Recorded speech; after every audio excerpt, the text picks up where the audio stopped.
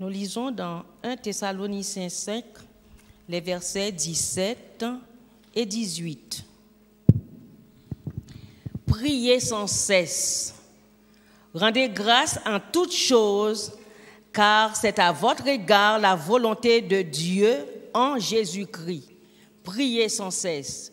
Je fais place à notre berger, que le Seigneur puisse l'effacer, afin que Dieu lui-même puisse nous parler en ce matin. Que Dieu nous bénisse. Asseyons-nous.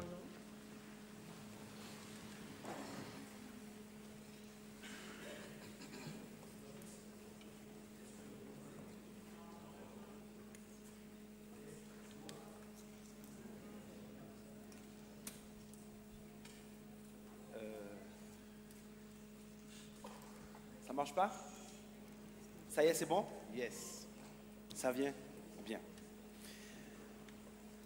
Je suis heureux d'être avec vous ce matin. Ça me fait plaisir de revenir à Ivry. Samedi dernier, j'étais dans une église dans le plus beau des pays. Tu sais c'est quoi? L'église de Bonaire, en Martinique. J'ai eu l'occasion de voir des frères que je connaissais. J'ai prêché dans cette église, gloire à Dieu.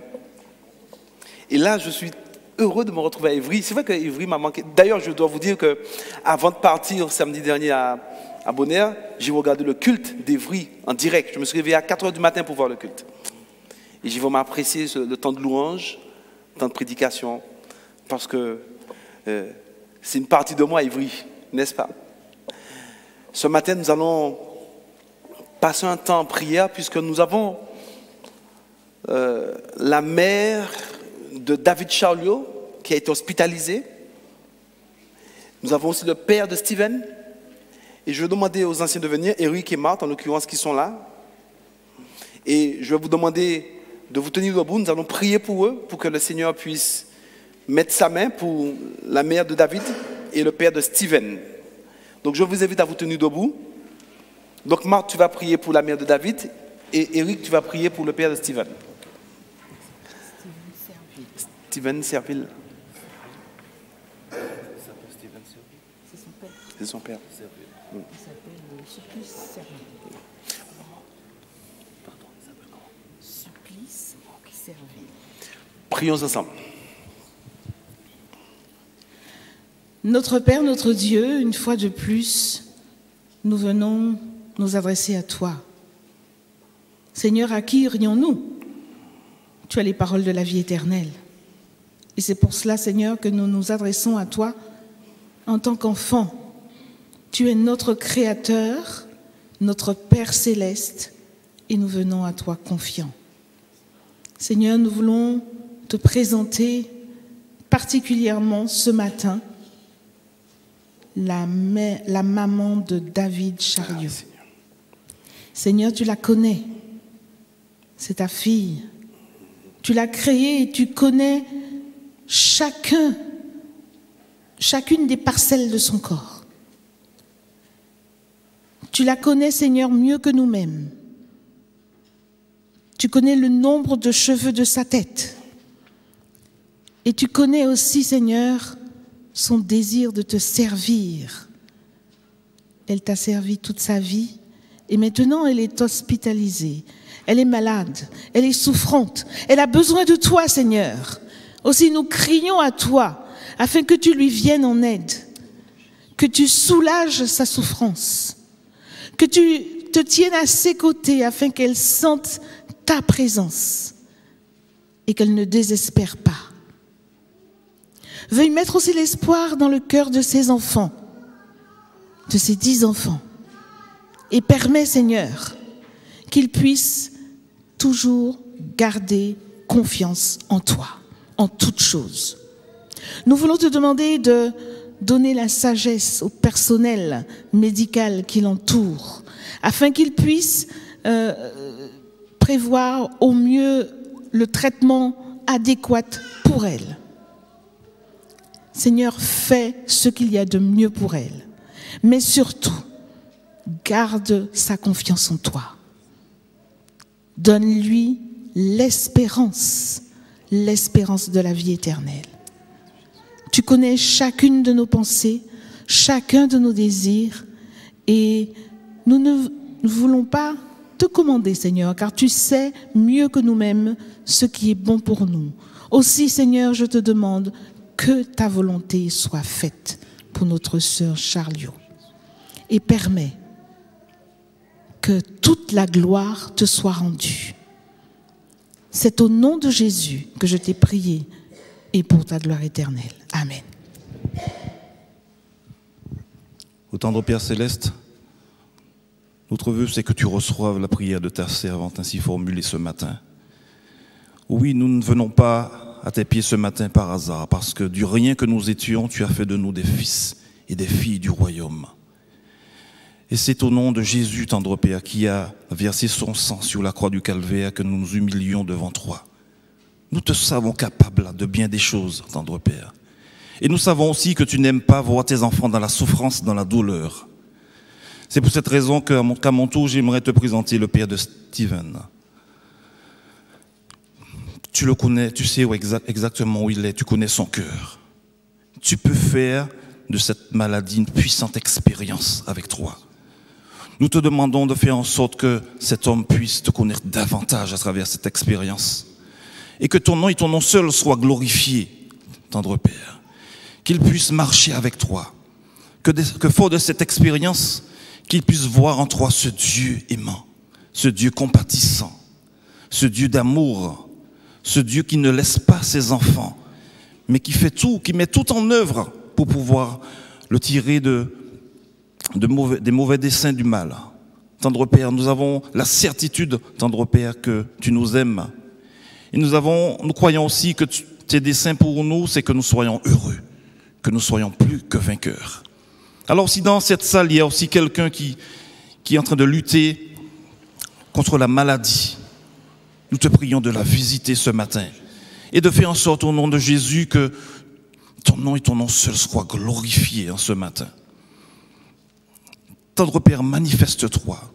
Notre vœu le plus cher, c'est que ton nom soit proclamé dans ton Église, qu'il le soit dans nos vies premièrement, de telle sorte que quelqu'un en nous voyant réalise qu'il y a un Dieu tout-puissant. Alors veille sur tes enfants, étends ta main, bénis, guéris, et que ton nom seul soit glorifié. Nous t'avons prié au nom de Jésus, ton Fils, et pour ta gloire. Amen. Amen. Merci. Merci beaucoup. Je vous invite, mes frères et sœurs, je vous exhorte à prier au cours de cette journée encore pour nous bien-aimer, s'il vous plaît. D'ailleurs, ce matin, nous allons rester sur ce même registre de la prière. Vous avez vu que nous avons lu le texte d'un Thessaloniciens 5, 17 à 18, où Paul nous invite à prier de temps en temps, sans cesse. Et donc ce matin, je vais m'attarder encore un petit peu sur la prière, encore un peu, parce que je pense que c'est capital pour nous. Je ne sais pas si vous vous rappelez, au début du mois de juillet, la conférence générale avait invité les adventistes du 7e jour à un temps de jeûne et de prière. Vous vous rappelez de ça? Le premier sabbat du mois de juillet. Et surtout, la GC avait exhorté le peuple adventiste à prendre le temps de considérer ce qui est, à mon avis, la fonction spirituelle la plus importante dans la vie du chrétien, c'est-à-dire la prière. En effet, j'aimerais vous dire ce matin que ce n'est pas simplement en parlant de la prière que nous allons devenir de véritables intercesseurs et que nous allons apprendre à prier. Non. Ce n'est que lorsque nous allons commencer vraiment à prier que nous allons devenir de véritables intercesseurs, de vrais combattants de prière, lorsque nous allons décider vraiment de nous mettre à genoux, à implorer, à supplier le Seigneur, à prier avec persévérance et intensité. En fait, la prière, en réalité, ne doit pas être considérée comme, je dirais, un devoir pieux, comme certaines personnes peuvent le penser. Ce n'est pas un devoir pieux. La prière, c'est plutôt pour moi un moyen qui donne la possibilité à Dieu de faire en nous ce qu'il veut et également, je dirais, de nous rendre disponibles en tant qu'agents de sa volonté. En effet, lorsque nous prions avec ferveur, avec persévérance, avec intensité, nous donnons l'occasion à Dieu d'agir par notre moyen. En clair, la prière n'a pas pour but de vaincre, je dirais, la réticence de Dieu comme le pensent certaines personnes, mais la prière a comme but de saisir la volonté de Dieu la plus pure, la plus noble, et aussi de lui donner un accès libre à notre cœur. Ainsi, lorsque nous considérons ainsi la prière, alors Dieu sera en mesure par, je dirais, l'action efficace du Saint-Esprit de nous communiquer d'abord son caractère, mais aussi de nous guider en harmonie avec ses desseins. Sachez, mes amis, que la prière n'est pas un mot de passe afin que nous puissions obtenir tout ce dont, je dirais, notre nature charnelle désire. Non. C'est le chemin par lequel Dieu prend pleinement autorité dans nos cœurs. La prière, c'est le chemin où Dieu prend pleinement autorité dans nos cœurs et d'y mettre de l'ordre aussi dans notre vie. C'est le chemin par lequel il utilise, je dirais, nos facultés comme son outil, où il va s'autoriser à utiliser nos bouches comme lieu de ses messages et fera ainsi de notre âme son sanctuaire privilégié. Oui, la prière, je le répète, c'est la fonction spirituelle la plus importante dans l'existence du croyant. Cependant, force est de constater que c'est précisément cette fonction si importante que nous, les chrétiens, nous négligeons. N'est-ce pas, mes amis? Et vous savez, à mon avis, c'est une attaque bien pensée de l'ennemi. Car il sait très bien l'importance, il connaît l'importance de la prière persévérante. Il connaît la prière persévérante, il connaît la puissance de la prière persévérante et la prière authentique. Il sait que lorsque le peuple de Dieu sera un peuple où, je dirais, un peuple où il y a des combattants de prière, de véritables intercesseurs, il sait à ce moment-là que les bénédictions de Dieu seront sans limite en faveur de son peuple. Ainsi, l'ennemi, ayant compris cela, il a mis en place, je dirais, toute une série de stratégies afin de nous paralyser, afin de paralyser le peuple de Dieu et de l'empêcher d'être de véritables intercesseurs. Et ce matin, j'aimerais succinctement voir avec vous quelques points, quelques moyens redoutables que l'ennemi utilise afin de nous paralyser et de nous empêcher d'être de ce véritable combattant de prière. Tout d'abord, l'ennemi utilise ce qu'on appelle la fatigue. Vous savez, en effet, lorsque nous sommes fatigués, eh bien, nous sommes presque dans l'incapacité de prier, c'est pas vrai? Nous finissons même par nous endormir dans la prière. Et vous savez, cette fatigue est souvent due à notre intempérance. Vous le savez? Vous savez, juste une petite parenthèse, je me suis rendu compte, là, ces 10 jours que j'ai fait aux Antilles, que j'étais extrêmement fatigué. Je n'ai fait que dormir pendant 10 jours. Et ma mère me pose la question, mais qu'est-ce que tu as? Mais je me souvenais des paroles de ma femme qui disait, Gaston, ralentis un petit peu, prends un peu de temps. Et bien mon corps s'est complètement lâché. C'est de l'intempérance. Dieu ne nous demande pas d'être intempérants, n'est-ce pas vrai, mes amis? Et j'étais affaibli. Et le diable utilise ses moyens, il faut le reconnaître. Le diable utilise aussi le fait que nous avons parfois un esprit distrait.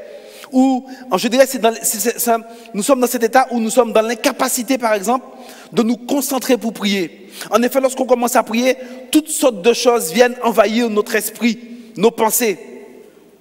En fait, pendant que nous prions, nos pensées voyagent partout. C'est pas vrai ça, mes amis? On pense à toutes sortes de choses. Mes amis, nous n'avons pas le droit de faire ça à Dieu. Nous n'avons pas le droit de nous permettre de penser à autre chose lorsque nous sommes dans une relation privilégiée avec Dieu.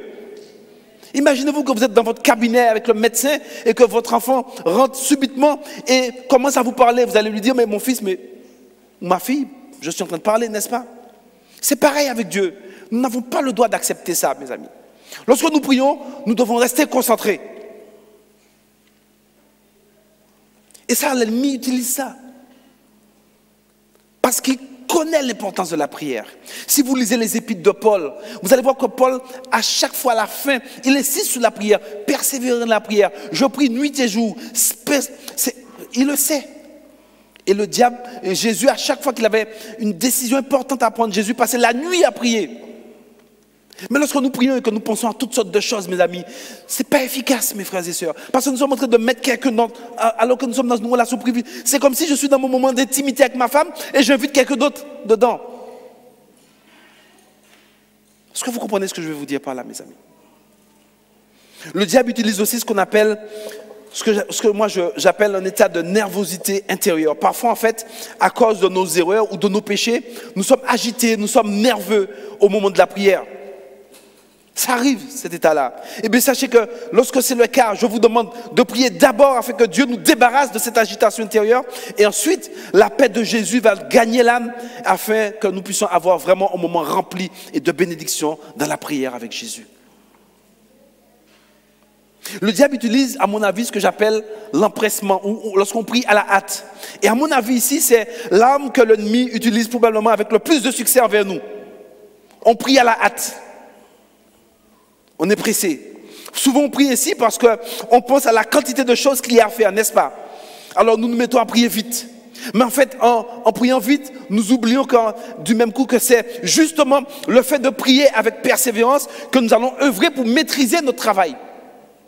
Plus vous et moi nous prions, plus nos programmes de la journée seront maîtrisés.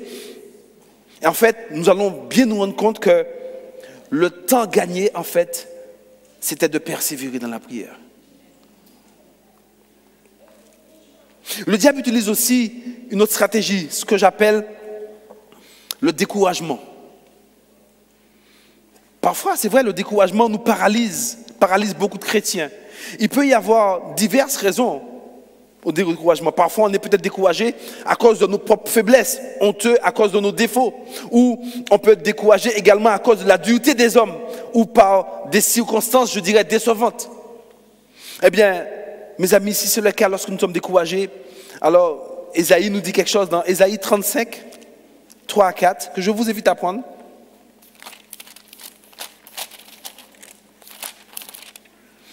Ésaïe chapitre 35, 3 à 4, le texte dit « Fortifiez les mains languissantes et affermissez les genoux qui chancellent. Dites à ceux qui ont le cœur troublé, prenez courage, ne craignez point, voici votre Dieu, la vengeance viendra. »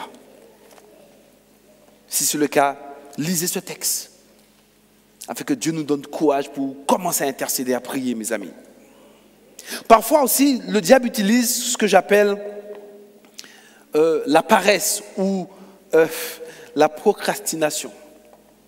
Parfois, on se met à genoux, bien décidé à prier, mais voici, on ne peut pratiquement pas dire quoi que ce soit, n'est-ce pas? Et puis finalement, tout paraît si pénible. On se lève, on fait autre chose.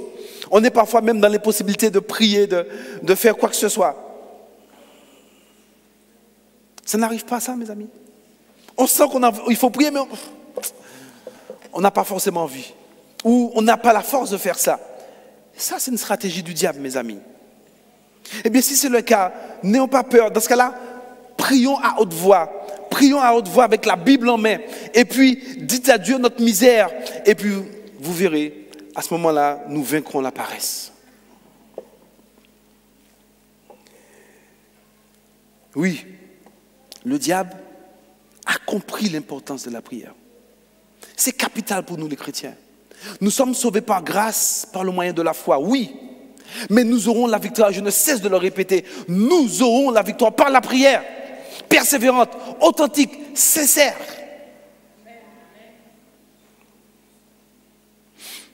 Néanmoins, Dieu ne nous a pas laissés sans principe.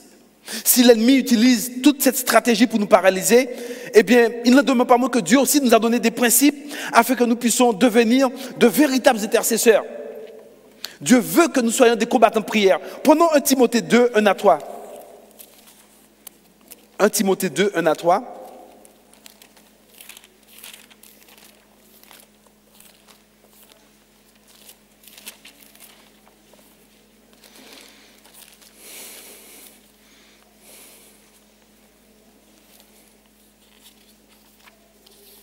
Écoutez ce que Paul dit ici.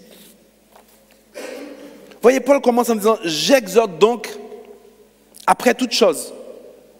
Vous avez le texte? Je vous invite à prendre le texte. Ah, avant toute chose, mais vous suivez. Je vous exhorte donc, avant toute chose, à faire quoi? Des prières, des supplications, des actions de grâce pour tous les hommes. Et c'est un commandement que Paul donne ici. Ce n'est pas un souhait de la part de Paul. Et donc, pour ce faire, mes amis, nous devrions, avant toute chose, dès qu'on ouvre les yeux, commencer à prier. C'est-à-dire, nous mettre dans une totale dévotion avec Dieu. Et là, je vais vous donner quelques principes qui m'a été inspiré par un pasteur qui va nous inciter vraiment à rentrer dans cette dynamique de combattant, de prière, de véritable intercession avec Dieu. Tout d'abord, chaque jour, comme disait ce pasteur, réservez un moment pour être seul avec Dieu. Un moment de calme où vous serez seul avec Dieu. Ça doit être pour nous, mes amis, une priorité absolue. Je me rends compte que dans ma vie, mes meilleures expériences sont indiscutablement ces moments où je me trouvais seul au milieu de la nuit avec Dieu. C'est juste formidable. Ensuite, après, commencer ce qu'on appelle par un moment d'adoration. Alors, ce temps de prière, on commence par un temps d'adoration, par de louange. Adoration. La louange, c'est l'adoration. Louer Dieu pour ce qu'il est. Louer Dieu pour ce qu'il a fait pour nous.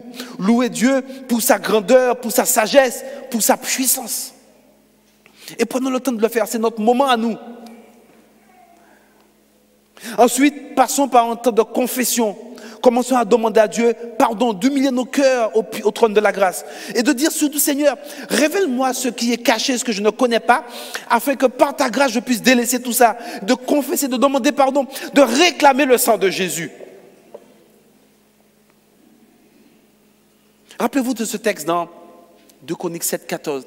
Si mon peuple, sur qui est évoqué mon nom, s'humilie, prie, et cherche ma face et se détourne de ses mauvaises voies, alors je l'exaucerai des cieux. Après ce temps-là, prenez ce qu'on appelle un temps de remerciement ou, comme on l'a lu dans Colossiens, d'action de grâce. Rendez en toute chose grâce. D'action de grâce. Pensons à des choses très précises que Dieu a dû faire pour nous récemment. Exprimer à Dieu les choses pour lesquelles nous lui sommes reconnaissants. D'accord? Ainsi, donc, nous allons remercier Dieu pour ce qu'il a fait pour nous. Et nous pouvons chanter pour cela. Par exemple, un petit chant que je connais bien. Merci d'un cœur reconnaissant. Merci d'un cœur. Connaissez ce chant? Vous voulez chanter avec moi? Chantons ensemble. Merci d'un cœur reconnaissant. Sylviane, entraîne-nous dans Merci d'un cœur reconnaissant. Merci. Naissant. Merci.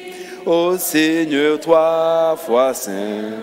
Merci, car il a donné Jésus-Christ,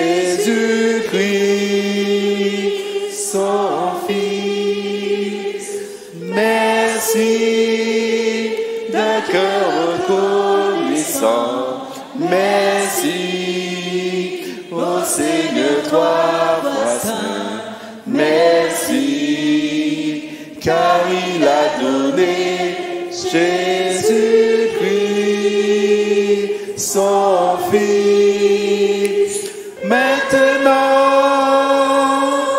le faible dit, je suis fort. Le pauvre dit, je suis riche. Dieu a fait de grandes choses pour nous.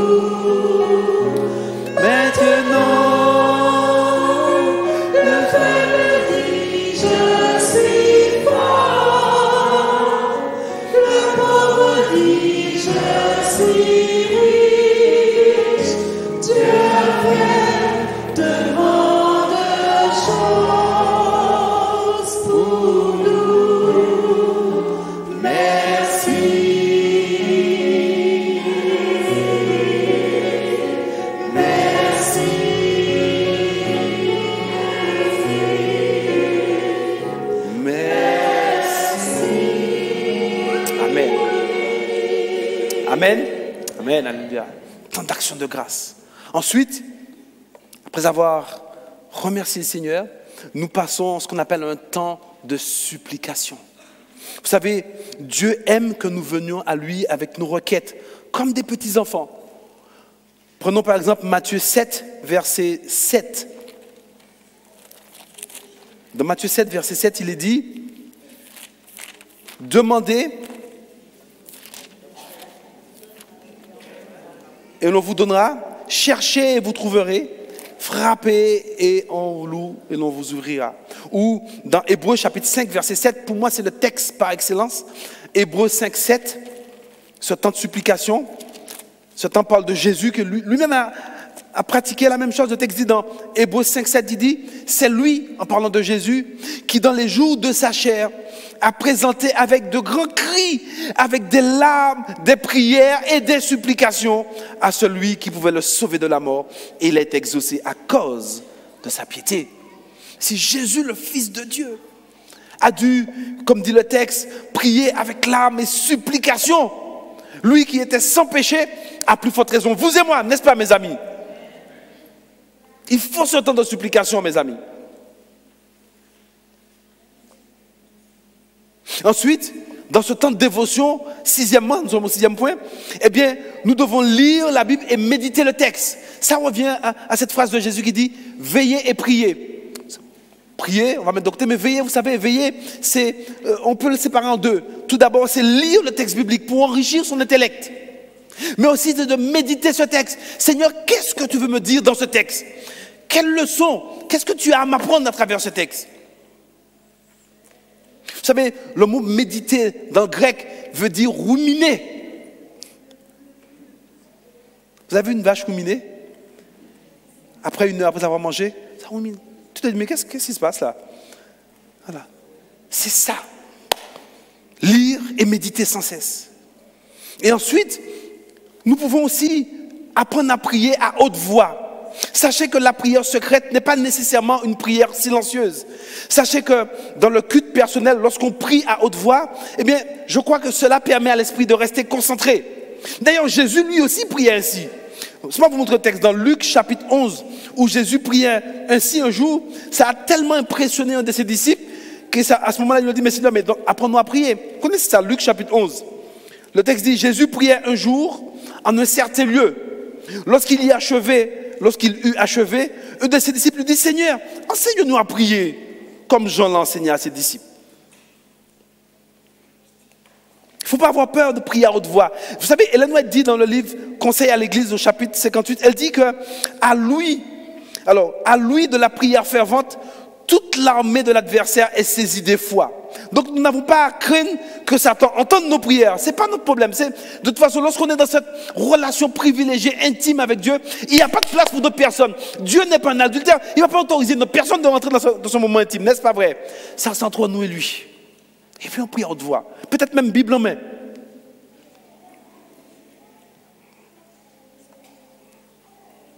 Oui. Je suis convaincu, mes frères et sœurs, que des miracles de rédemption auront bientôt lieu grâce au pouvoir de la prière d'intercession. Je suis convaincu qu'au fur et à mesure où le Saint-Esprit va conduire un grand nombre du peuple de Dieu dans une telle dynamique, il y aura des miracles, il y aura des guérisons, il y aura des hommes et des femmes qui seront délivrés de la main de l'ennemi. Et Dieu lui-même va changer notre vie. Le peuple de Dieu sera uni. Et je peux vous dire qu'à ce moment-là, le message des 3 anges, le message adventiste sera prêché avec force. Et même le ciel sera empoigné par ce message. Et Jésus pourra revenir bien vite. Jésus reviendra bien vite. Écoutons ce qu'Ellen White dit dans Testimony for the Church, volume 8. Elle dit, quand par la foi, nous saisissons sa force, alors il changera vraiment les circonstances les plus désespérantes et les plus décourageantes. Il fera cela pour la gloire de son nom. Saisir cela par la foi. Oui, mes amis, cher peuple de Dieu, le Seigneur attend nos appels à l'aide, afin d'avoir, je dirais, vis-à-vis des habitants de l'univers, le plein droit de pénétrer avec puissance dans le domaine de Satan et de délivrer des âmes. Dieu attend. Sommes-nous prêts vraiment à rentrer dans cette dynamique avec Jésus? Sommes-nous prêts vraiment à vraiment mettre de côté ce temps de dévotion avec Dieu, comme nous l'avions expliqué?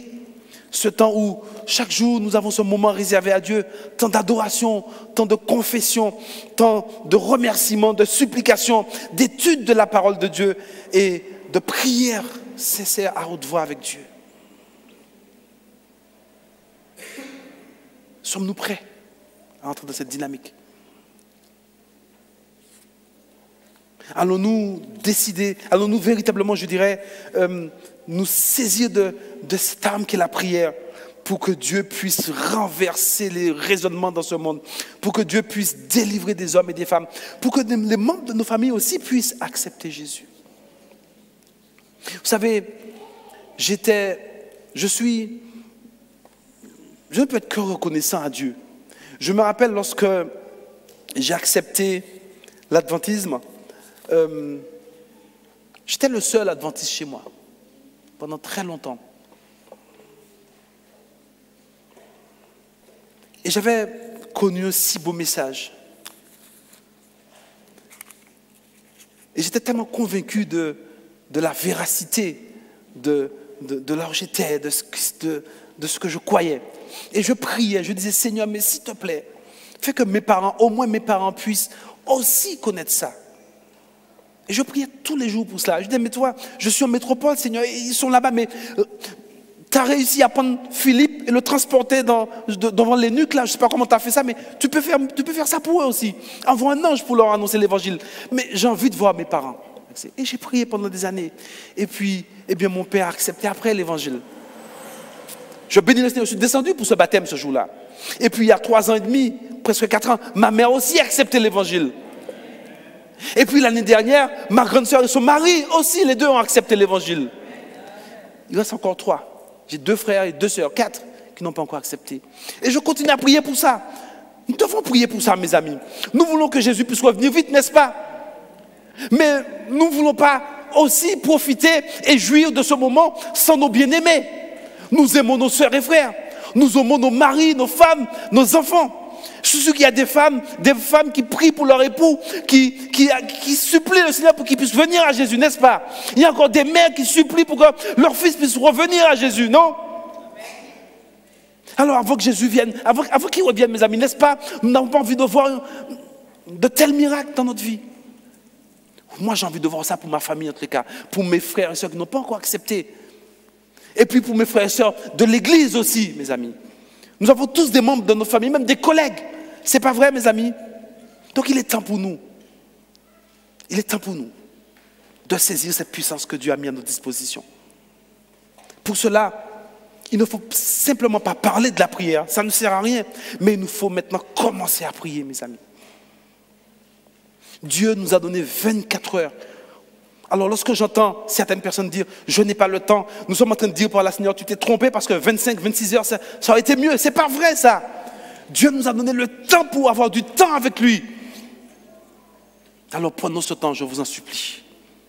Et c'est par la prière que Dieu va nous donner la victoire. Lorsque des gens commençaient à prier pour que le mur de Berlin puisse tomber, je peux vous dire qu'une semaine avant, personne n'oserait imaginer que ce mur allait tomber sans verser une goutte de sang. Mais des semaines en amont, des chrétiens avaient commencé à prier. Et quand le mur est tombé, il n'y a pas une goutte de sang de versée. La prière, l'âme fatale. Priez sans cesse. Je vous exhorte, mes amis, à vous joindre à moi et à entrer dans cette véritable dynamique de prière avec Dieu, d'intercession, de combattants de prière. Alors je suis convaincu que de puissants miracles de rédemption, des prodiges vont s'opérer et que le nom de Dieu sera glorifié, son nom seul sera exalté. Amen. Au nom de Jésus. Amen.